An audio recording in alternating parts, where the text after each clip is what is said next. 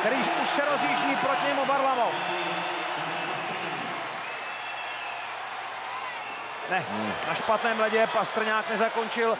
Neproběhla klasická úprava rolbou, jenom vlastně metaři vyčistili led. Myšlenka dobrá, David Pastrňák si to chtěl hodit do backendu a rychle to vrátit do forehandové straniny a tady vidíte, že možná ten led přispěl k tomu, že už ho nedokázal stáhnout zpátky na druhou stranu.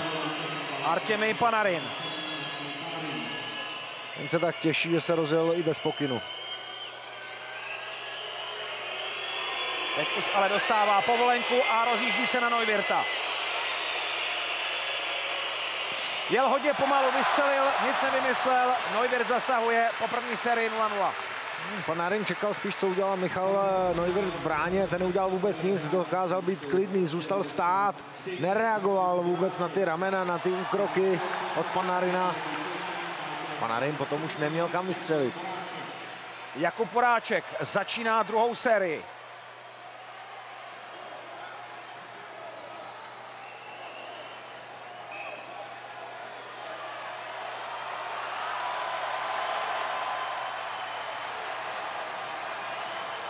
Dává gól!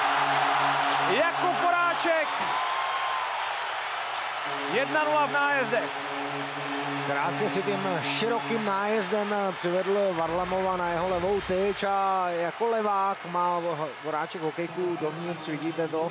Takže tam hrozí, že bude střílet na dlouhou tyč a v tuhle chvíli Voráček dobře viděl, jak Varlamov je posunutý a že mu tam nechává místo mezi betony. Vladimír Tarasenko, talent působící v St. Louis, dává gól, podobně jako Voráček. Ukazuje se, že ta střela na tomhle ledě prostě má svoji platnost, poslat ten puk na bránu. Tady si Michal Neuwirth sáhl, ale skrz tu špičku hokejky ten puk proběhl do brány. Třetí sérii začne muž s šikovnýma rukama a klidnou hlavou, Aleš Hemský, pravák, který umí několik způsobů zakončení. Už se rozjíždí. A dává znovu gól! Aleš Hemský posouvá český tým hodně blízko k vítězství. Krásně to celé ustál, už měl problémy hned po tom rozjezdu. Kotouč se mu dostal na hranu, nespanikařil, v klidu si zpomalil, Kotouč si zase položil tak, jak potřeboval a vidíte, že Varlamov si teď už hlídal housle, hlídal si spodek, nechtěl dostat, ale Aleš svým klidem přečkal tu dobu a potom to dal k tyči. Nikita Kučerov zakončí třetí sérii nájezdů.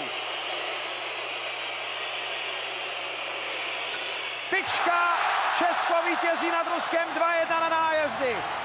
Povzbudivý výsledek na cestě do Severní Ameriky. Rusové, kteří náš tým vyhodnotili jako výběr, který je třeba porážet, dnes odejdou s prázdnou a český tým si za statečný výkon ve třetí třetině a za šikovnost v nájezdech zaslouží ten malý bodík, to malé plus navíc z dnešního duelu s